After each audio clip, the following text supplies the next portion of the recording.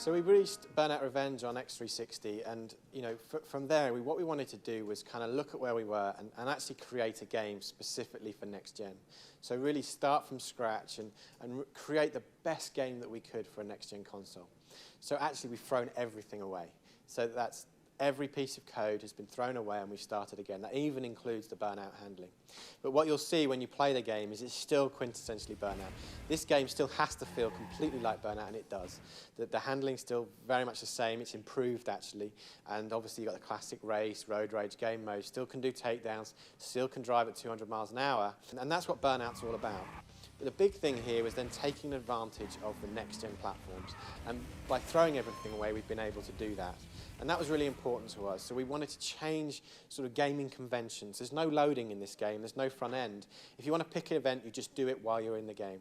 And then online as well. Online can be such a daunting experience. Getting online can be difficult. There's lots of menus. Once you're on there, there's so many good players that just shoot you every 5 seconds. So we wanted to create a seamless online experience. So you get online with 3 button presses. Once you're online, it's all about playing with your friends. And for us, that's what Next Gen's all about.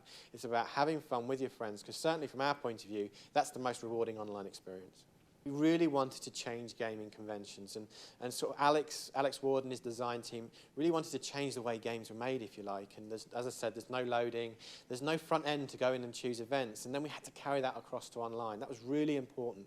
At the end of the day, lobbies have been around 15 years. It's something you did on your PC. It was time that changed, and the next-gen consoles allowed us to do that, and we've delivered that in Burnout Paradise. Online's now all about is playing with your friends, playing with people that's when we have the most fun. So we wanted that to be the default position. It's about social gaming, playing cooperatively. There's 350 cooperative challenges in the game. But then actually adding that familiarity, it's that social, it's that banter, it's about having bragging rights over a friend, so we added mugshots. So if you take somebody down, we take their picture of their crash face and it's sent to me, and that's now mine. I can do with it whatever I want. I can export it as a JPEG and send it and say, look what I did. But again, that was really important. It's about, online to us is, again, getting on quickly, but it's about social gaming, playing with your friends, and mugshots was just a great extension of that. We named every road, and if you look, it's actually dev team names. So every name is named after somebody from the development team.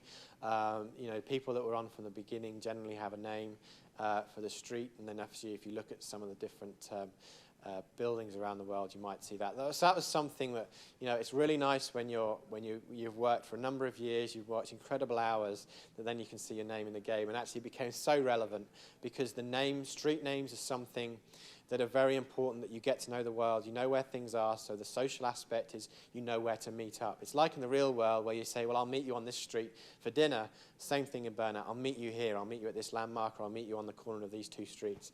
And again, it's something the team got very excited about, and it was the best way for us that we felt for naming a city. So traffic checking, obviously, some people really liked it, some people didn't. So we looked at that, and we thought, well, how does it best fit into the current game? And we didn't just want to throw it away, because we felt it's still an important part. But the big thing for us was to look at the cars themselves. So what we've done is we allow you to traffic check cars in the strongest cars, and that seems to make sense to us.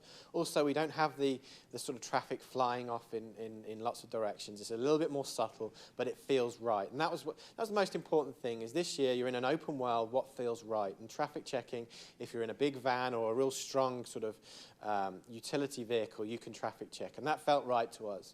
Obviously, if you're in a lighter racing car, you can't. If you hit traffic, you crash, and that's going back to what happened in Takedown, what happens into Burnout 1 and 2.